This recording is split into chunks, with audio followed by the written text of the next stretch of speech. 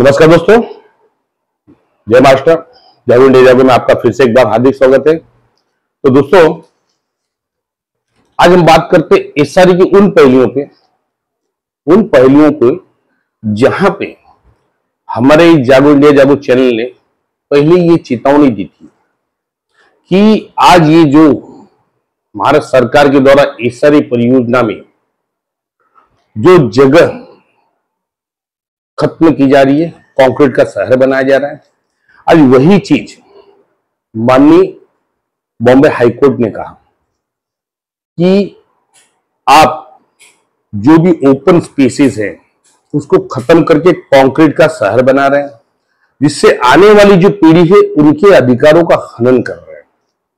और यही चीज अभी पिछले 8 से 10 वीडियो पहले मैंने भी यही वर्ड कहा था कि एक दिन बीएमसी परेशान हो जाएगी, बीएमसी को पछताना पड़ेगा, क्योंकि क्या इस बढ़ती जनसंख्या, बढ़ती आबादी के तहत क्या ये जो ओपन स्पेसेस है, जो खाली जगह है, उस खाली जगह के को आज जो इशारे के नाम पे बिल्डर उसको हथिया रहे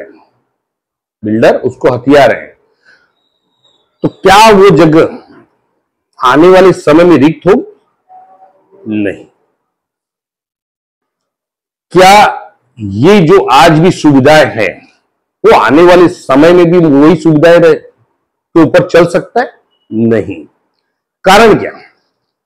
कारण ये है दोस्तों, क्योंकि आज भी मुंबई की जो सीवरेज लाइन है, ड्रेनेज लाइन है, ये 70 के दशक में बनी हुई लाइन्स जो डाली हुई है, आज 70 की आबादी और आज 2024 की आबादी में तकरीबन डबल का इजाफा हुआ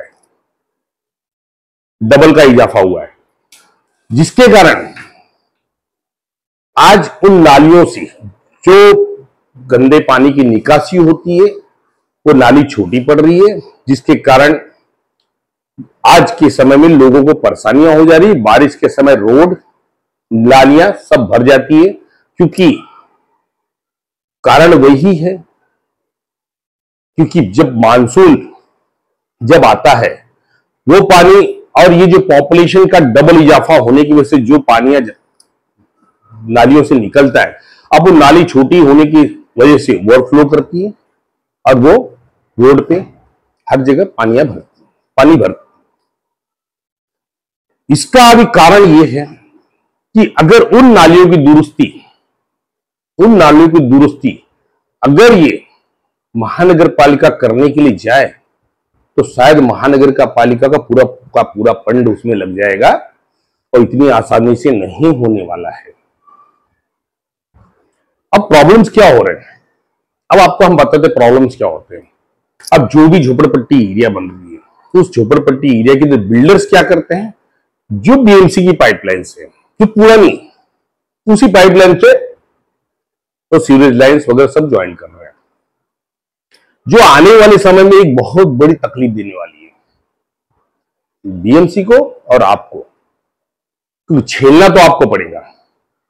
ये बात मेरी आज सुन लीजिए, जिससे मैंने आज से 10-15 दिन पहले वीडियो में कहा था कि ये जो खाली जगह का नामो निशान नहीं है, कंक्रीट का जंगल बना रहे हैं, क्या कल ये रोड परियोजना या अन्य परियोजना में जो लोग बाधित होंगे तो उसको महानगर पालिका कहां बसाएगी?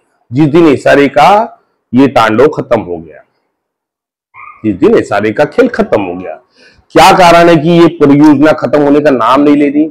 आज माननीय हाईकोर्ट ने, माननीय उच्च न्यायालय ने यही वर्ड पूछा है सरकार से कि 30 साल हो गए लेकिन आपका जो झोपड़ी मुक्त मुंबई बनाने का सपना क्यों नहीं पूरा रहा? कारण क्या? और उन्होंने ये भी कहा है कि इसके अंदर जो डेवलपर्स हैं, वो डेवलपर्स अधिकारी इन लोगों की अधिकारों का हनन किया जा रहा है और ये गरीब झोपड़ीधारक उससे पीस रहे हैं, जो कि आज के समय में हाईकोर्ट में, मुंबई हाईकोर्ट में तकरीबन 1600 केसेस पेंडिंग है, जिसके लिए उसके लिए अलग एक खंडपीठ बनाया गया, एक अलग से बेंच बनाया गया कि भैया यहां पे सिर्फ इशारे का सुनवाई करो। उस सुनवाई में जो उनको गिरीश कुलकर्णी साहब को दिया गया है, माननीय जज जस्टिस गिरीश कुलकर्णी साहब को दिया गया है, उन्होंने सरकार को एफिडेविट फाइल करने के लिए कहा गया है कि विदेशों में फॉरेन में जहां खाली भूमि पर जो ओपन स्पीसीज है वहां पे एक ईंट का बांधकाम नहीं करने देते, वो स्ट्रिक्ट किया गया है। और यार यहां मुंबई और महाराष्ट्र के अंदर खाली जगह दिखाई नहीं दे रहे, तो क्या आप ये कंक्रीट का शहर बनाना चाहते हैं? तो आपको नहीं लगता कि आने वाली पीढ़ी के जो बच्चे हैं उनके साथ अन्याय किया जा रहा है? दोस्तों, आज हमारी जनरेशन के जो लोग हैं, मेरी उम्र 54-55 करीब है, तो मेरी जनरेशन के जो लोग हैं या उससे बड़े जो लोग हैं, उनके ऊपर के जो लोग सीनियर्स हैं 60 के 65 के, वो बताइए कि हम जब छोटे थे तो हमारा जीवन कैसा था और आज की पीढ़ी के जो बच्चे हो रहे उनका जीवन कैसा था। हम मट्टी में खेलते थे, तभी रोड नहीं थे, गली रोड सब ज्यादातर मट्टी के रहते थे। हम कई प्रकार के खेल खेलते थे। आज तो बच्चों को पता ही नहीं हुआ ये खेल होता क्या है। शहर के बच्चों की बात करें, गांव में तो आज भी वो जीवन है जो पुरातन में है, लेकिन शहरों में तो जीवन खत्म कर दिया गया। आज मुंबई से लेकर महाराष्ट्र के हर इलाके में ये इशारे के तांडव है जो झोपड़पट्टी धारकों को निकल रहा है। अब लोग जाए कहां? अभी मेरे पर सब्सक्राइबर का फोन आया था कुछ 2-4-5 दिनों पहले। उन्होंने कहा, सर मैं पूना से बोल रहा हूं और मेरा जो घर है वो इन्होंने अपात्र कर दिया गया है। मेरे घर पुराने हैं, मेरे पिताजी ने डॉक्यूमेंट्स नहीं बनाए थे और जो भी डॉक्यूमेंट्स है 2011 के हैं। खाली जो टैक्स की पावती है वो 2000 की पहले की है। लेकिन मैं वहां पे अपील में भी गया, वहां पे मुझे कोई फायदा नहीं हुआ, मुझे अपात्र डिक्लेयर किया गया है। और सर मेरा गांव ही यही है और मेरा घर भी यही है। अब मैं जाऊं कहां? तो दोस्तों ये प्रश्न बहुत भी संवेदनशील है। इस पर विचार क्या सरकार नहीं कर सकती? जहां एक तरफ केंद्र सरकार कर रही है कि हमें हर परिवार को घर देना है 2024 तक, तो आज ये परिवार बेघर होके कहां जाएगा? मुझे बताइए। अब इनके पास तो रास्ता एक ही है कि इंडिया और पाकिस्तान के बीच में जो भी भूमि खाली है बॉर्डर की, वहां छोड़ दिया जाए, अलग से देश बसा लेंगे।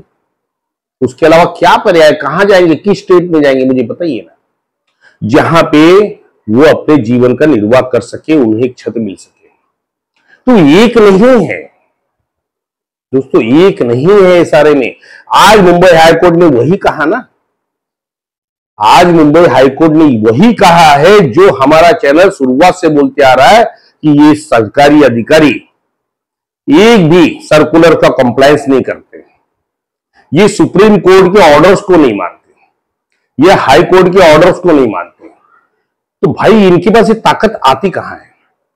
कौन देता ये ताकत? इनके पीछे कौन ऐसी पावरफुल शक्ति है जो इन्हें कहता है कि कानून के खिलाफ आप कुछ भी करो, आपका कुछ नहीं बिगड़ेगा।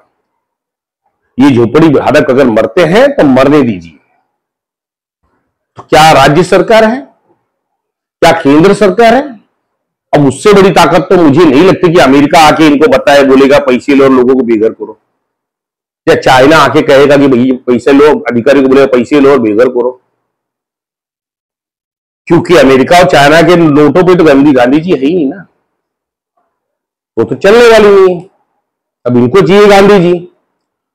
तो मैं जो हमारे चैनल पे हमने बताया कि ये परेशानी लोगों को प्रॉब्लम्स कर रही है, क्योंकि अगर सरकार, अधिकारी, ये जो भी कानून है इस सारे के जो अधिकार दिए गए हैं, वो अधिकारों का अगर पालन करेंगे, एक सुव्यवस्थित, सुंदर और टिकाऊ इमारत खड़ी हो सकती है। आज माननीय हाईकोर्ट ने यह भी कहा ना, कंस्ट्रक्शन देखिए, ये 10 साल के बाद फिर रिनोवेट कैसे होगा, फिर क्या होगा कि एक नई स्कीम लाएंगे? वो झोपड़ी धारक है, कहां से इतने पैसे लाएंगे? तो उनका कंस्ट्रक्शन कैसा है, इस चीज को चेक किया आपने? नहीं। मतलब ये अधिकारी सिर्फ मात्र वहां बैठे हैं बिल्डर के लिए। सोसाइटी, चलिए उसमें सोसाइटियों की बात कर लेते हैं। ये जो स्वयं घोषित सोसाइटी, स्वयं घोषित का मतलब ये होता है कि एक एरिया है जहां पे सारे लाना है, और उस एरिया में कुछ लोगों को जमा करते हैं, कुछ लोगों को जमा करते हैं। ये भी समझिएगा कि 10-15 लोग हैं, वो वहां पे 25-50-100 लोगों को जमा करते हैं और वहां पे बताते हैं कि भैया हमने कमेटी बना लिया, हमें एसआरए का परमिशन दिया जाए। और यही 25-50 लोग जाके बिल्डर तय करते हैं। मतलब अपने मन से कमेटी खड़ी हो गई है, वो स्वयं घोषित कमेटी। अब जब बिल्डर वहां पे आ जाता है तो उस कमेटी को हटाने के लिए बिल्डर ईडी चोटी एक कर देता है कि कमेटी हटे नहीं। अब मैं आपसे जानना चाहता हूं कि मेरे जितने दर्शक हैं वो मुझे कमेंट करके बताए कि सोसाइटी की डेवलपमेंट में कमेटी का और कमेटी के लोगों के बीच में बिल्डर का क्या लेना देना है? कोई 1% का भी अगर लेना देना हो तो मुझे बताइए, क्योंकि अगर डेवलपर्स किसी को चुनना है, डेवलपर को कोई चुनता है तो लोग चुनते हैं बाय टेकिंग एजीएम। उनको एजीएम लेना पड़ता है, उसमें चुनाव होता है। आर्किटेक्ट का चुनाव भी वो करते थे, जो कि अब सरकार ने कहा कि भैया नहीं, आर्किटेक्ट बिल्डर चेंज करेगा। वाह वाह। मतलब यहां पे जो अधिकार दिए गए हैं झोपड़ी धारकों के, उस अधिकार को खत्म कर दो। 59 का अधिकार सर को, 59 का अधिकार कोई सुनता नहीं। सर को 140 कोई सुनता नहीं। तो भाई ये सर को बनाए क्यों? कारण क्या? जब आपको मनमानी करना है तो एसआरए में ये सैकड़ों अधिकारियों को पगार क्यों दी जा रही है? भाई सीओ एसआरओ को बैठा दीजिए, उनको 2 प्यून दे दीजिए, 2 प्यून या क्लर्क दे दीजिए, और उनको बोलिए बिल्डर जो भी है परमिशन दीजिए, बोलिए सर बिल्डिंग बना के जब हो जाएगा तो प्लान प्रमोट करना, वो ठप्पा मार के देंगे, खत्म हो गया मैटर। अब ये जो अधिकारी, सैकड़ों अधिकारी बैठे हैं, क्या काम कर रहे हैं मुझे बताइए, क्या काम कर रहे हैं? इनका काम क्या दिया गया, ये कर क्या रहे? मात्र बिल्डर की गुलामी, मात्र बिल्डर की गुलामी। ये वही राज है 47 के पहले का। उस समय अंग्रेज थे, आज बिल्डर है। इन्होंने गुलाम बनाया अधिकारियों को, अधिकारियों ने गुलाम बनाया आपको बना लिया।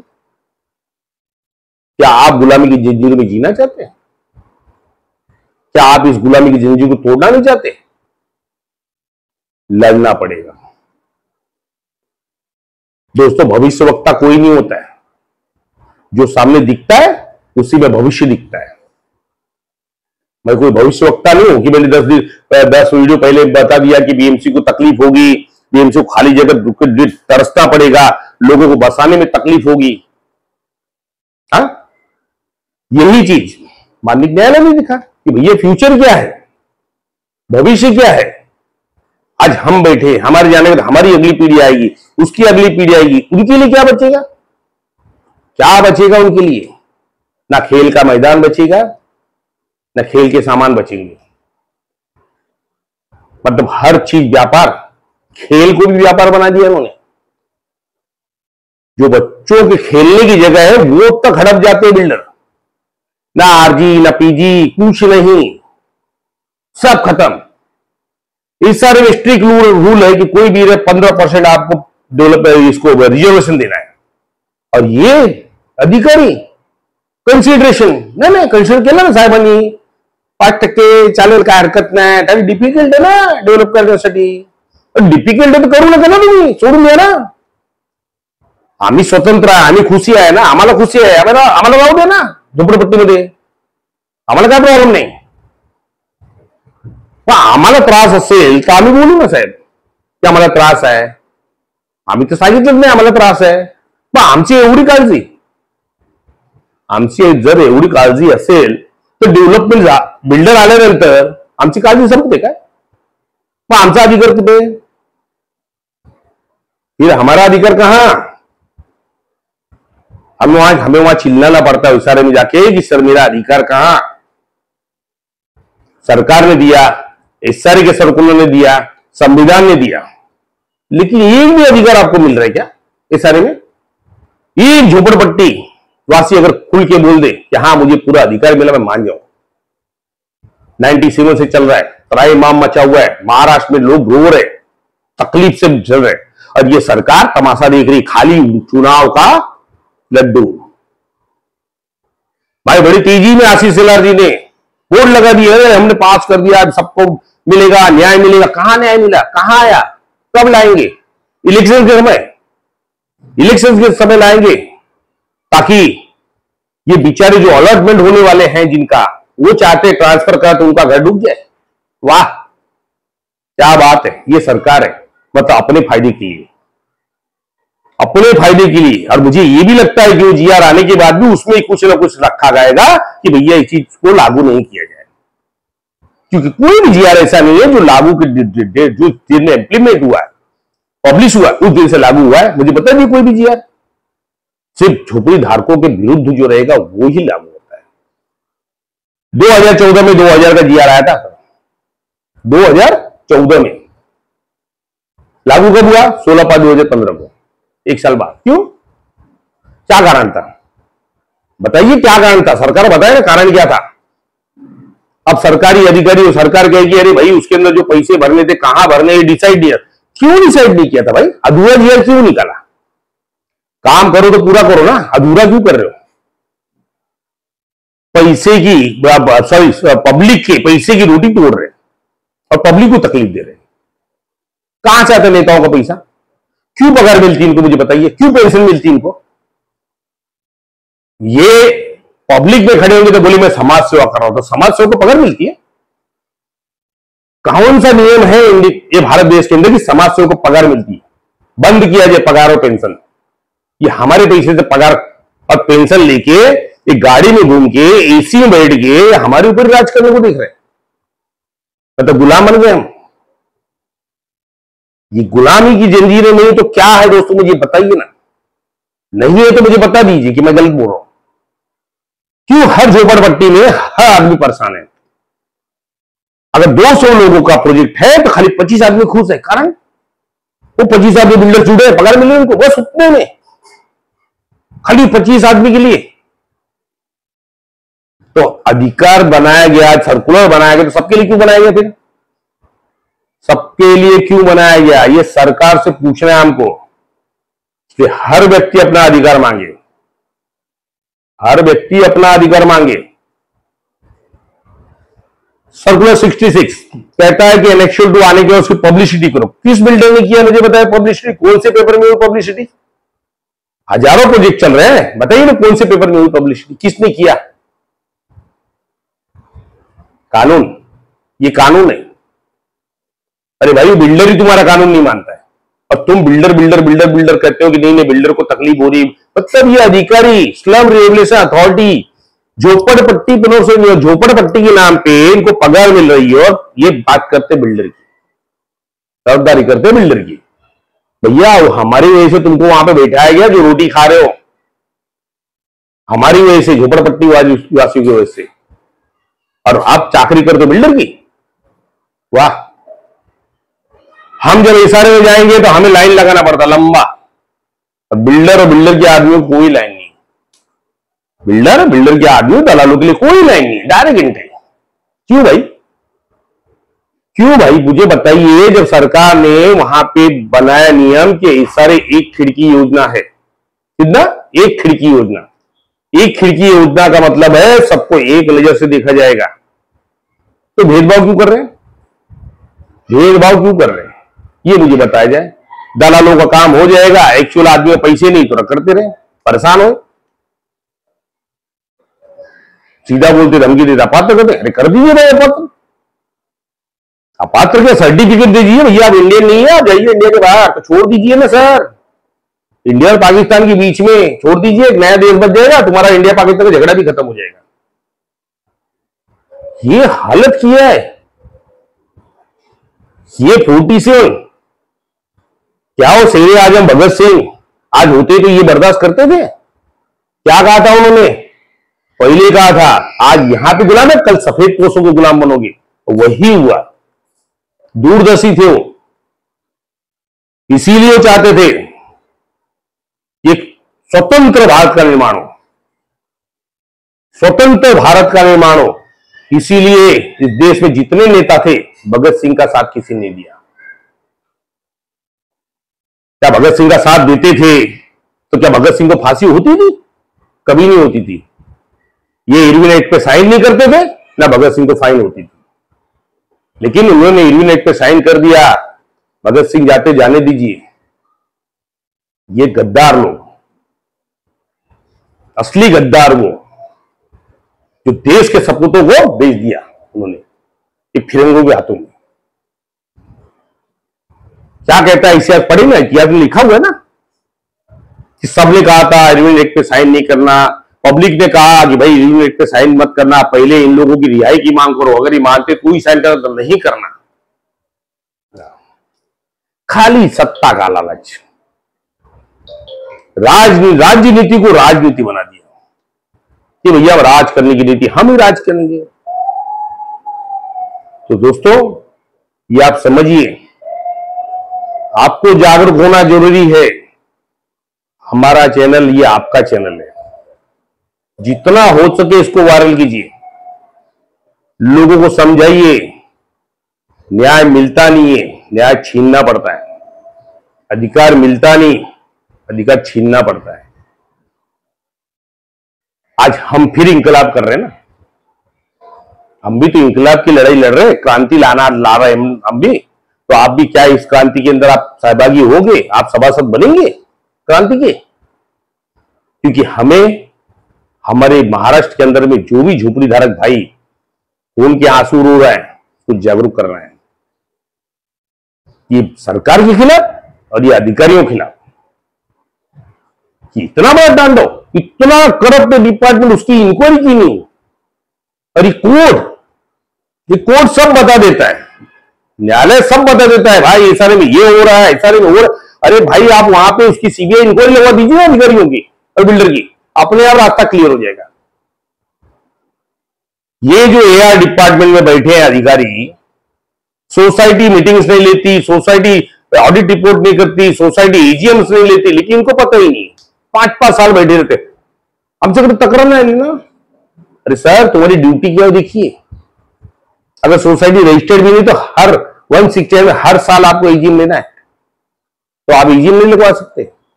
रजिस्टर्ड सोसाइटी में 5-5 साल ईजीएम नहीं हुए, कितने 5 साल ये सोए आराम से। पुरावा है मेरे पास, मेरी सोसाइटी है, बंद करवाया मैंने। 5 साल ईजीएम नहीं, ऑडिट रिपोर्ट नहीं, नॉमिनेशन फॉर्म नहीं, शेयर सर्टिफिकेट फॉर्म नहीं, मेंबरशिप का पता नहीं, कौन मेंबर है किसी को पता नहीं, उसमें बोगस लोग आके सोसाइटी में बैठे हैं, अपात्र लोग सोसाइटी चला रहे। बोलो,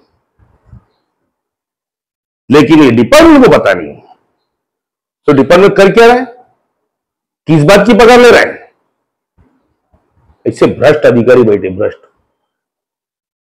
तो इन भ्रष्ट अधिकारियों को लगाम लगाना जरूरी है। और लगाम लगाने के लिए क्या करना पड़ेगा?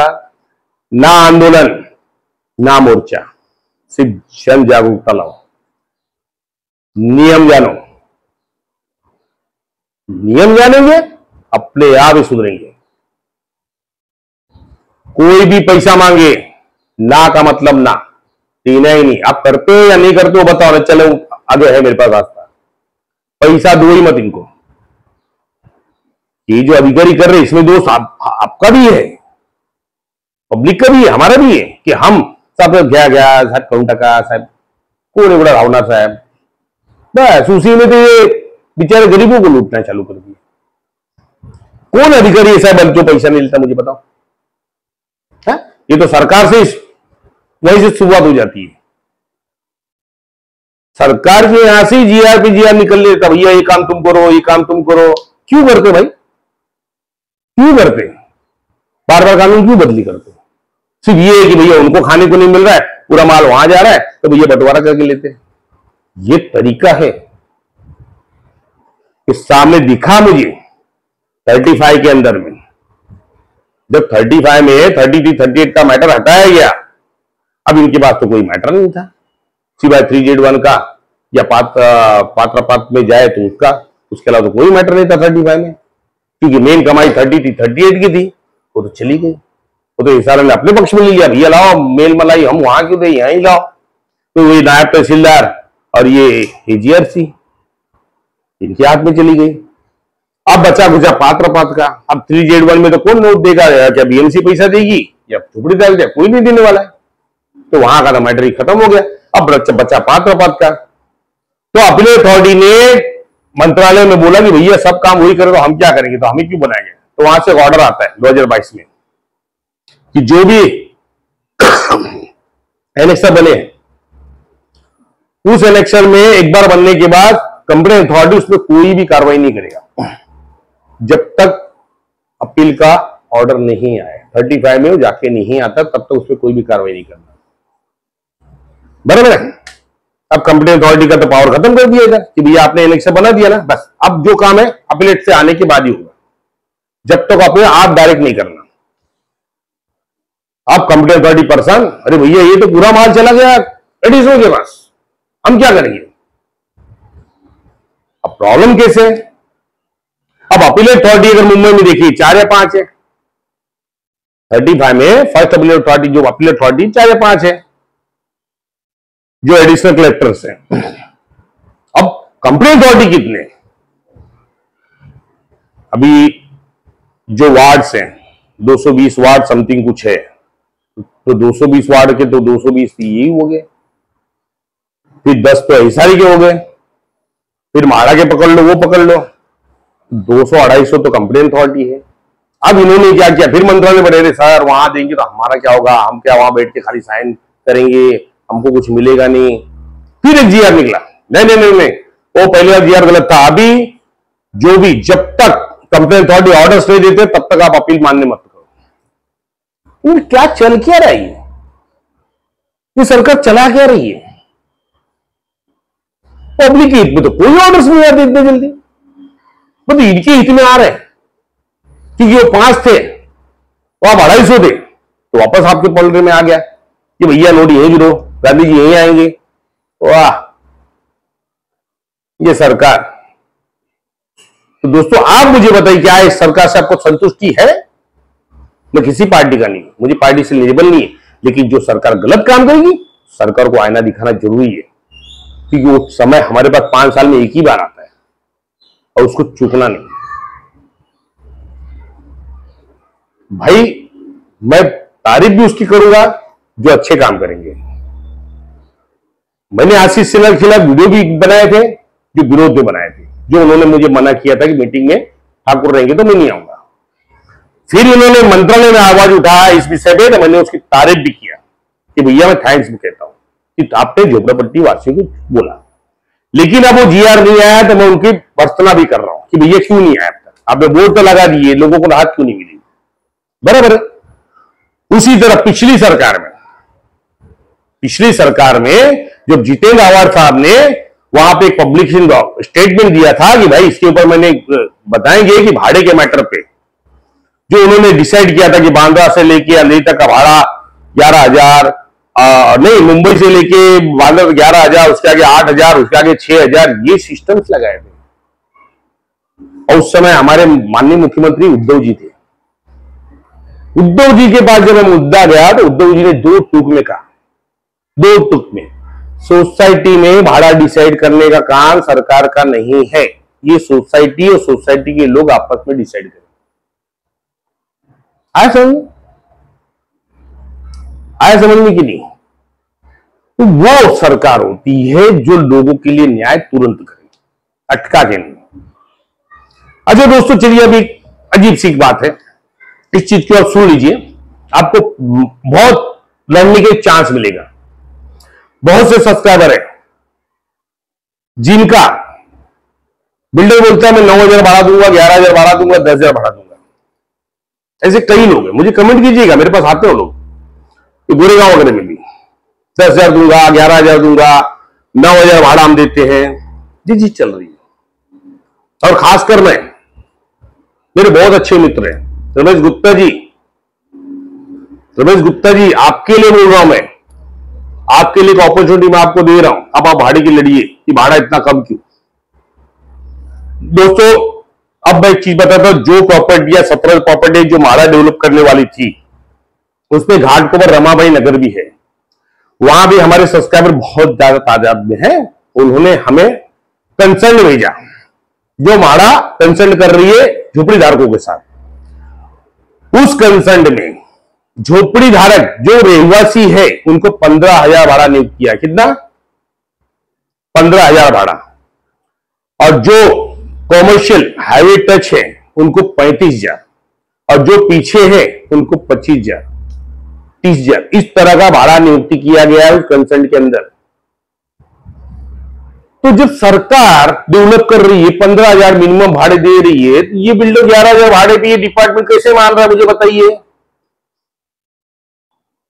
कोई रूल है?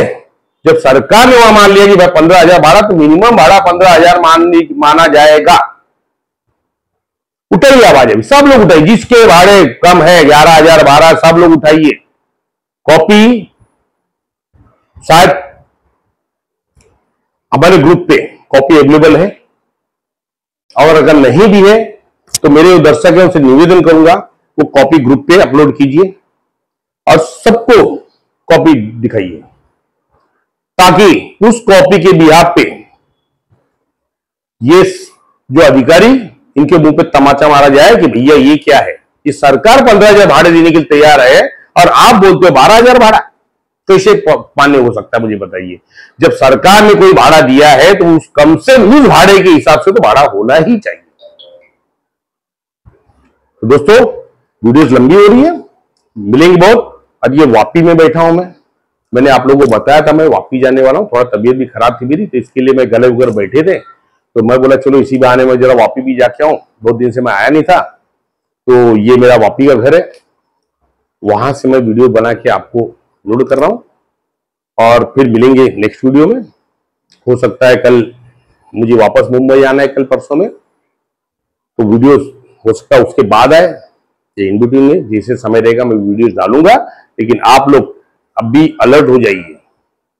आप लोगों को भाड़े, जिसके भाड़े कम है कंप्लेंट फाइल कीजिए, और जिसके प्रोजेक्ट के अंदर में सर्कुलर का कंप्लायंस नहीं हो रहा है, कंप्लेंट की बौछार लगाइए। वहां पे प्रत्येक व्यक्ति कंप्लेंट कीजिए कि भैया मेरा अधिकार है, मुझे अधिकार चाहिए, ये क्यों नहीं हुआ। ये अधिकारियों को सीधा करने का तरीका एक ही है, यूनिटी, एकता। एकता में ताकत है, उस चीज को समझिए। तो दोस्तों बने रहिए जागो जागो के साथ। मिलेंगे अगले वीडियो में किसी और विषय पे। धन्यवाद। जय हिंद, जय महाराष्ट्र।